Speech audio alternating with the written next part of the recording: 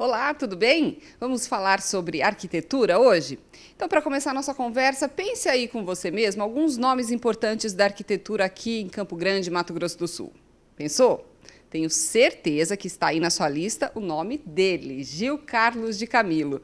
Olha, o Gil ele é tão bom no que ele faz que ele já conseguiu projetar o trabalho dele para muito além das fronteiras daqui do estado. Ele tem reconhecimento nacional e até internacional. É com ele que a gente vai conversar agora. Fique com a gente.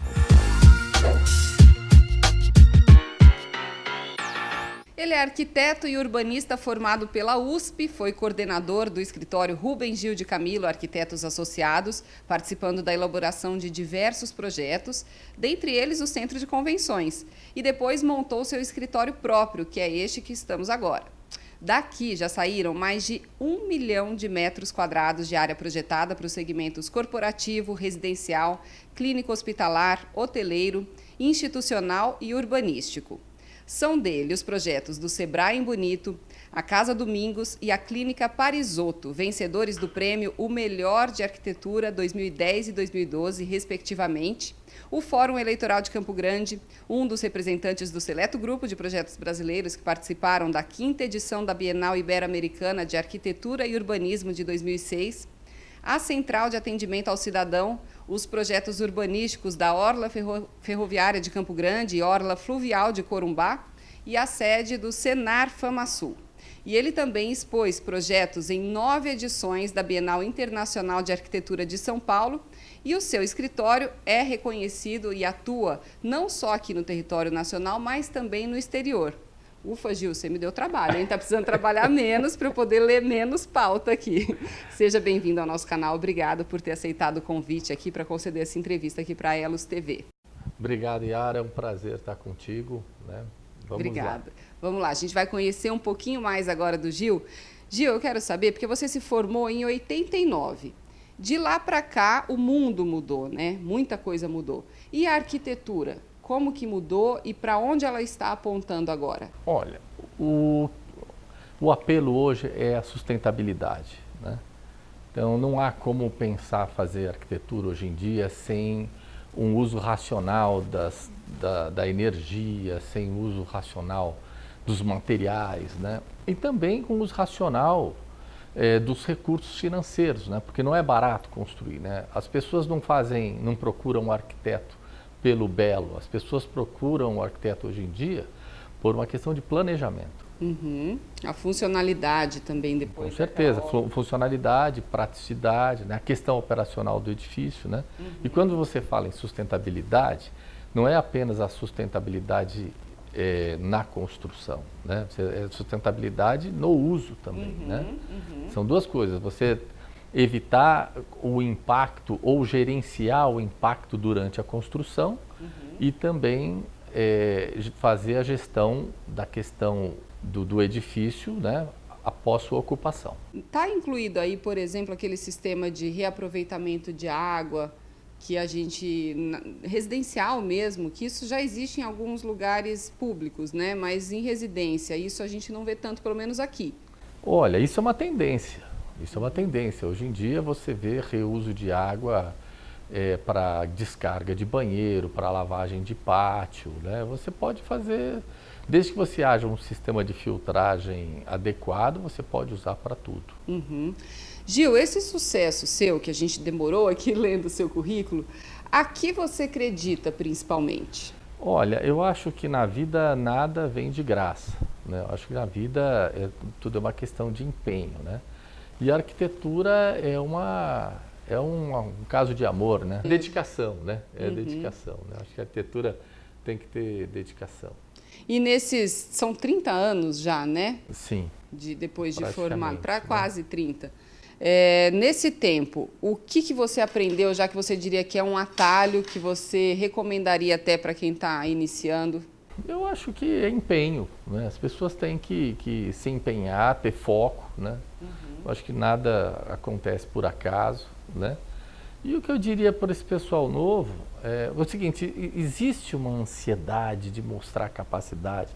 Eu desconheço arquitetos que não sejam apaixonados, né? Todos os arquitetos que eu conheço são pessoas que se entregam à profissão, né? Eu nunca vi um arquiteto que não fosse apaixonado por É um pré-requisito para entrar na profissão. Todos os arquitetos que eu conheço são apaixonados pela profissão. E eu diria aos mais jovens, né, para segurar um pouco a ansiedade e não querer colocar todas as ideias no mesmo projeto. Isso é comum acontecer. Isso é recorrente, né? Então, geralmente os jovens arquitetos, nessa ânsia de mostrar a sua capacidade, eles acabam carregando um pouco nos projetos e acabam colocando muita informação, né? Então, eu diria apenas que para serem econômicos no começo, porque é um erro, inclusive, que eu também cometi. Né? Todo arquiteto passa por isso. Então, esse é um conselho que eu daria, né? Legal. Procure economizar um pouco na quantidade de informação no projeto no início da profissão. Gil, na nossa entrada aqui no seu escritório, a gente já viu que tem uma maquete grande ali, que você comentou que é um resort, né? Nós lemos aqui no seu currículo, você faz projetos não só de residências, mas de órgãos públicos, vários tipos de projeto. Então, qual tipo que você gosta mais de fazer, que é a sua paixão, assim? Olha, eu gosto de fazer qualquer tipo de projeto. O arquiteto, ele é um generalista, né? Ele recebe uma demanda e estuda essa demanda, né? Olha os precedentes que existem, né? Então, essa questão da especialidade de projeto, na realidade, na arquitetura, ela é um pouco diferente, porque como é uma profissão generalista, é uma questão de estudo do tema, né? E para mim, o que mais me agrada são projetos de maior complexidade, de grandes desafios, né? Que pode ser uma residência, dependendo do terreno, às vezes o grau de complexidade de um terreno, né? Ele pode fazer com que uma casa seja altamente complexa. É verdade. E, aliás, a gente até brinca, né? Quanto pior o terreno, mais fantástico é o projeto. Às vezes o cliente acha, não, esse terreno tem que ser reto, tem que ser retangular, tem que ser plano. Às vezes uma ribanceira dá um projeto mais bacana do que um terreno retangular. E para você isso é aquela coisa que você olha e fala, eu quero isso aqui, quero esse desafio. É desafiador, né? Eu acho que a arquitetura, ela tem esse lado, né? Eu gosto de projetos desafiadores, né? Que me façam pensar diferente. Isso é legal. E desses projetos assim que a gente comentou, né, do residencial, comercial, de órgãos públicos, o que você indicaria para quem investe nisso? O que é mais lucrativo? Olha, tudo é uma questão de mercado, de momento de mercado, né? Eu diria que para quem vai comprar, estudar bem o mercado, para ver o que tem mais conceito de arquitetura, o que foi mais bem pensado, né? Eu acho que projetos de áreas menores hoje, eu acho que eles, para investimento, têm um leque de compradores maior, né? E, consequentemente, maior liquidez, né? Tá. E o que para você é um bom projeto? Aquele projeto que vai ter aquele peso depois, porque eu quero saber também qual é o peso do bom projeto, tanto na obra, né, durante, e depois para a comercialização desse imóvel. E aí, o que seria esse bom projeto? Olha, um bom projeto é aquele que conversa com o entorno, que se insere na paisagem de forma adequada, né? Que não cria uma ruptura com a paisagem, né? Que fique em harmonia com a paisagem, que utilize os recursos naturais de forma racional, né? Que atenda às necessidades do cliente, que tenha uma estrutura e todos os sistemas de instalações de forma clara.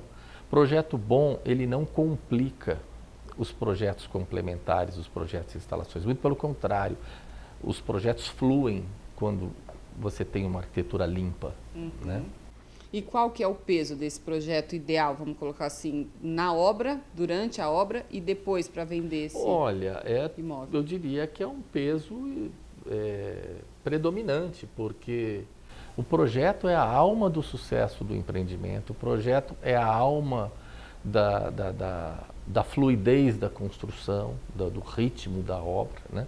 Então, hoje em dia, por exemplo, os projetos eles estão muito integrados. Hoje você tem plataformas de software que integram os projetos. Então, quanto mais conversados os projetos são, arquitetura, estrutura, elétrica, hidráulica, lógica, todos os sistemas, melhor é a solução de obra, né? E melhor é o resultado final.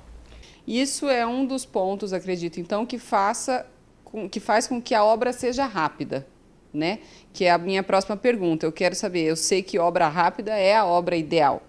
E aí precisa de um bom projeto e o que mais, na sua opinião, para essa obra ser bem... Olha, a velocidade da obra, ela está muito ligada ao tipo de tecnologia que você vai usar, né? Por exemplo, estrutura metálica, você tem obra rápida. Você consegue fazer uma obra rápida, né? E numa estrutura de concreto, ela tem uma velocidade um pouco menor do que uma metálica, né? Aí a gente também tem uma questão paradoxal, porque obra que anda muito rápido, no Brasil, acaba passando por cima de um outro procedimento, se não há um planejamento detalhado. E como o sistema no Brasil muitas vezes ainda tem algumas questões ainda artesanais, né? Correr com a obra pode significar algum procedimento que tenha ficado para trás, né? Eu acho que a obra não tem que andar nem tão rápido nem devagar, né? Tem aquele ritmo tem que ter equilibrado. Um timing, né? Porque você também depende de fornecedores terceirizados, né? A pessoa que impermeabiliza, o que faz a calha. E às vezes essas pessoas não estão no teu cronograma como você gostaria, né? Depende, é uma cadeia de profissionais envolvidos, né? Às vezes um é rápido, mas o outro não. E um atraso de uma pessoa que não faz um serviço num determinado dia, ela gera uma consequência, né, para o cronograma da obra. Então, por isso, tentar deixar o mais próximo possível do cronograma, né? Gil, você comentou aí das obras com estrutura metálica, né?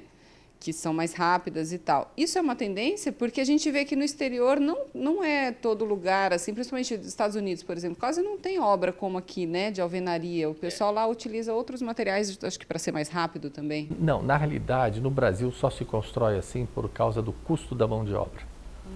Porque num sistema convencional, que é o que nós temos aqui no Brasil, 1/3 do custo da obra é mão de obra, 2/3 é material, né? Tirando impostos, vamos dizer assim, né? Então, enquanto o custo da mão de obra estiver nesta proporcionalidade, ainda compensa trabalharmos com estrutura de concreto. Então é uma questão econômica mesmo. Sem dúvida. Por que lá eles usam... Por que o tempo da obra lá é menor? Porque o custo da mão de obra é muito alto. Então eles precisam fazer uma obra num tempo curto, né? Para que essa equação fique, né, adequada. Ainda nesse assunto de obra rápida, tem uma coisa que aqui os construtores reclamam muito, que é burocracia, né? Na prefeitura, para aprovar, para liberar documento depois. Você tem alguma maneira de driblar isso? Você tem alguma dica para dar para quem constrói e sofre com esse problema? Olha, a análise de projeto na prefeitura melhorou muito. Hoje nós fazemos análise de projetos via digital, né? Eu acho que a prefeitura avançou muito nesse quesito. O que eu deixaria como sugestão é que entrem com os projetos corretamente, para que a prefeitura não fique fazendo revisão pelo profissional. Quem tem que entrar com o projeto correto é o profissional, né? A prefeitura está fazendo a parte dela. Muitas vezes o problema é esse. E esse projeto bem feito vai ficar um tempo... Quanto tempo mais ou menos para ser aprovado, para poder iniciar a obra? Olha, o cliente ele não pode chegar para o arquiteto querer começar a obra dali 30 dias. Eu sugeriria que as pessoas procurassem o seu arquiteto com 6 meses de antecedência, para que tenha pelo menos uns 3 meses para discutir profundamente o projeto e mais uns 3 meses para se aprovar entre idas e vindas, né? Então, eu acho que o projeto não pode ser uma decisão assim... Atropelada. E, Gil, o que é uma obra inteligente para você? Olha, hoje em dia esse conceito inteligente, ele está muito ligado à parte de lógica, né? E você, por exemplo, hoje você no seu celular, você controla a sua casa inteira. Você chega na sua casa, você tem a banheira com a água na temperatura que você quer, o ar-condicionado do seu quarto já ligado. a iluminação de uma determinada forma, o seu circuito de televisão, você tem acesso à segurança, né? Você abre... Enfim, você tem vários programas hoje, né, de construções inteligentes, né, que atendem a uma série de possibilidades. Né? Uhum.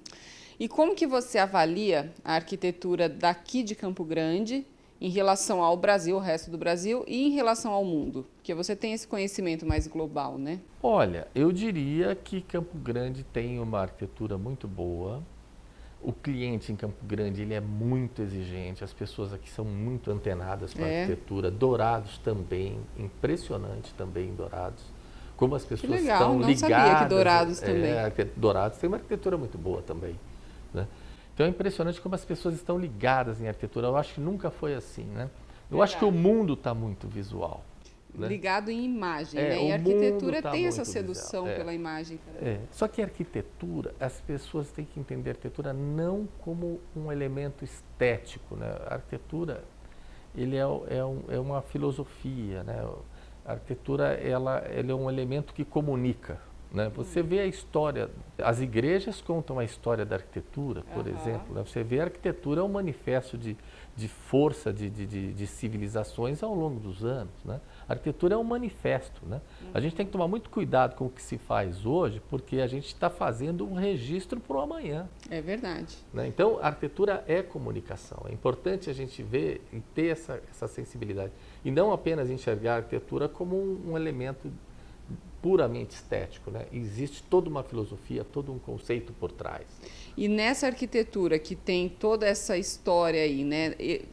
Essa história, ela conta do momento e, no caso também, acredito eu, do cliente, daquela pessoa que vai ser atendida por aquele imóvel, sim, né? Sim, inclusive é o seguinte, ao longo do tempo, só tem duas coisas que mudam a arquitetura.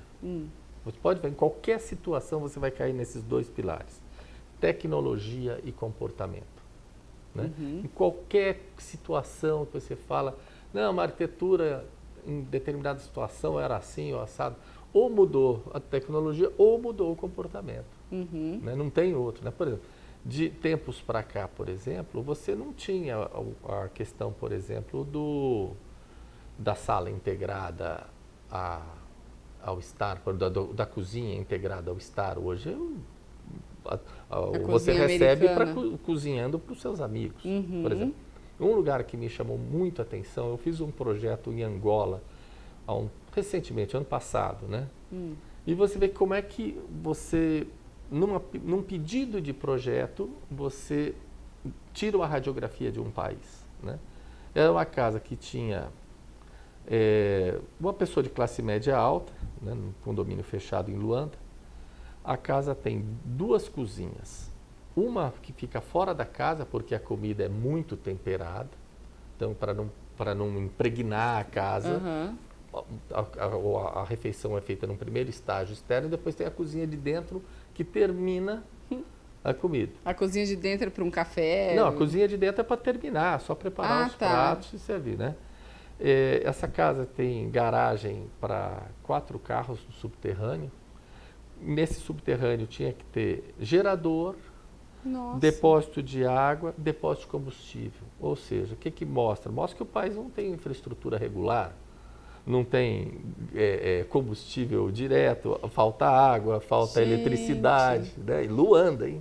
E isso é comum lá nas casas? Olha, foi um pedido foi que um pedido você do recebeu? cliente e, obviamente, eu tirei um perfil do que é o problema de abastecimento lá. Né?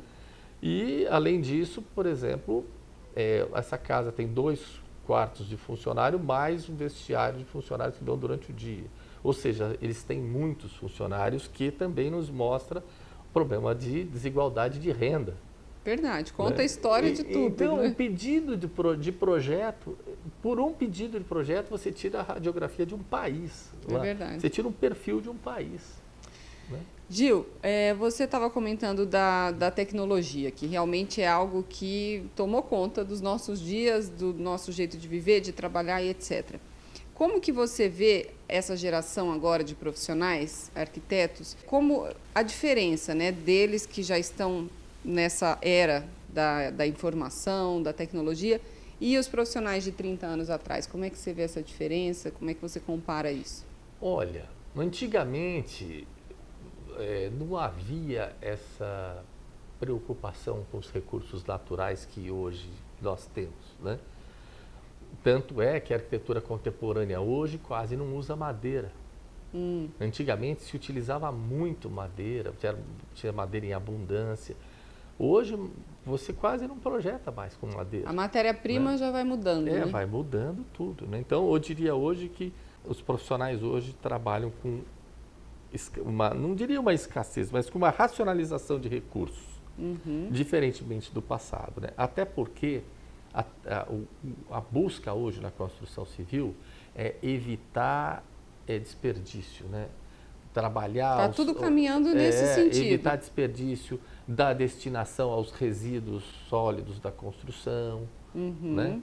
Separar esses resíduos, né? A gestão de resíduos da construção, né? Dar destinação a isso. Né? Isso tem sido feito aqui em Campo Grande, sim, a maioria dos profissionais? Sim, eu diria assim, é uma política pública da Secretaria de Meio Ambiente da Prefeitura, né? Hoje você tem, através de programas da Prefeitura, você tem destinação de recursos, caçamba com coleta seletiva, por exemplo, as caçambas que têm resíduo de construção separado, elas têm um preço. As que têm tudo junto é mais caro. Legal. Tem que partir daí, né, para o pessoal se educar. Eu acho que a Prefeitura, a Secretaria do Meio Ambiente e Urbanização, ela vem num trabalho, assim, numa sequência de trabalhos que não é política, é técnica e vem crescendo muito, vem desenvolvendo-se muito. Legal. Gil, como urbanista, já que a gente está falando tanto aqui, né, do âmbito municipal, como é que você avalia o nosso município aqui como urbanista? E se você pudesse mudar alguma coisa de imediato aqui, o que seria? Olha, eu teria mudado o passado, né? Eu acho que o Campo Grande hoje, você tem um departamento de planejamento urbano, que é o Planurb, que tem ótimos profissionais que fazem um trabalho muito sério, né? Eu acho que nós acabamos de ter aí a conclusão do plano diretor de Campo Grande, que vai ser votado na Câmara agora em breve, né? E eu deixaria um apelo aos senhores vereadores, respeitem esse plano, não emendem esse plano, porque isso é muito técnico, muito sério, né? Eu acho que não é um elemento de costura política, eu acho que é uma questão técnica muito bem concebida, né? Então eu diria que Campo Grande ainda sofre com a ausência de planejamento no passado. Um item que eu cito é a questão Vive as consequências. Vive as consequências. O problema da descontinuidade viária. Você tem algumas situações que você vê nitidamente que ali foi fronteira de loteamento. Por exemplo, você pega subindo para o Jardim dos Estados, vindo do centro, você chega na 25 de dezembro, não há uma continuidade de vias, né? Você vê que as ruas não casam, né? Eu acho que é só Barão do Rio Branco e Antônio Maria Coelho que casam, né? As outras não se encontram. Para o lado lá da Vila Carvalho, por exemplo, você vê problema de descontinuidade viária. Quando você termina a 31 de março... E tem como resolver isso agora? Tem com ônus, né? Nós teríamos essas soluções que mais cedo ou mais tarde terão que ser resolvidas, né? essas questões, elas vão ser resolvidas com desapropriação. Vai chegar um momento que você não vai ter mais solução de tráfego por capilaridade, né? Hoje em dia você tem soluções por capilaridade, que a gente chama, né? Mas vai chegar um momento que você vai ter que rasgar, criar desapropriações para desafogar o tráfego. Muito embora... O que fica muito mais caro, mais trabalhoso. Sim, mas outro caminho também é entender o viés do transporte público. A gente tem que perder essa concepção de que transporte é individual, né? Existe uma tendência mundial de transporte público. O que nós precisamos é ter um transporte público de qualidade. É isso que nós precisamos perseguir, né? Que entra nessa área também de preservação, né, do meio ambiente, que você comentou que é tão presente na arquitetura, Sim. No urbanismo dessa maneira, né, também. E Gil, quais são as suas referências profissionais de outros aí que você admira, que você acaba caminhando próximo? Olha, são tantas referências, né? Eu sou uma pessoa que a minha formação na USP, ela tem uma influência do período modernista muito grande, né? De Vila Nova Artigas, né? Oscar Niemeyer, né? Rubem Gil de Camilo, meu pai, né? Teve uma influência enorme na minha vida, né? E tantos outros mestres da universidade, como Paulo Mendes da Rocha, Abraão Sanovic, são pessoas que talvez poucos conheçam, né? Mas são pessoas que moldaram o meu pensamento arquitetônico. Uma mistura de tudo isso. A gente é um caldo, né? Com certeza. De tudo isso. E o que você diria para quem o tem como referência? Com certeza tem muita gente que tem o Gil Carlos como referência. Olha, eu fico agradecido, né? Eu acho que a gente procura fazer um trabalho sério, né? E aí você vê, assim, algumas pessoas seguindo mais ou menos a tua linha de pensamento. É bacana, é gratificante. Você gosta mais de linhas retas ou aposta nas curvas? Que Niemeyer sempre defendeu as curvas, né? E tem aqueles mais de agora, né? Os mais novos que falam das linhas retas. Qual que é a sua opinião? Olha, o projeto ele tem que ter força. O volume tem que ser claro. Quanto mais você recorta, quanto mais você lapida, mais ele se fragiliza. Quanto mais puro o volume, mais força ele tem. Independente de ser curvo, de ser reto, né? Eu estive em Brasília com os meus filhos agora recentemente e eu estava olhando a obra do Oscar, né? É impressionante, é um Te clássico. encanta até hoje. Eu estava vendo o Palácio do Planalto, né? É um clássico moderno, né? É atemporal, né? Eu diria que aquilo lá é um renascimento contemporâneo, né? Incrível, verdade. Se você olha assim a arquitetura do Renascimento e você olha a arquitetura do Oscar Niemeyer, né? Aquela questão dos pilares, é uma arquitetura clássica, na minha opinião, Coisa de gênio também, né? O Brasil, na década de 50, foi a vanguarda mundial da arquitetura através das obras do Oscar Niemeyer e das propostas urbanísticas de Lúcio Costa.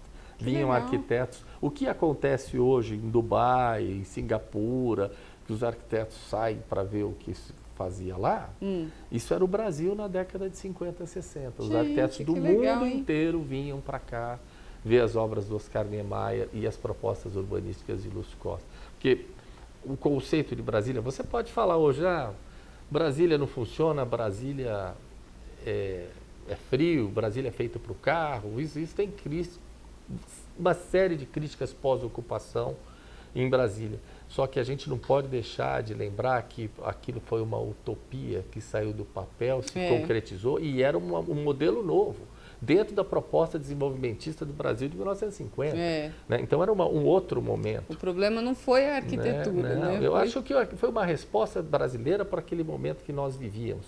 É óbvio que com a análise pós-ocupação você vê que as coisas têm que ir mudando. Mas aquela arquitetura que você vê, que é o plano piloto de Brasília e o projeto urbanístico da Barra da Tijuca, são a mesma proposta urbanística do Lúcio Costa. Né? Legal. Gil, para a gente encerrar a nossa conversa, que teria aqui conteúdo para a gente ficar horas, né? Mas precisamos encerrar. Como você definiria a arquitetura com uma palavra? Dedicação. Eu acho que...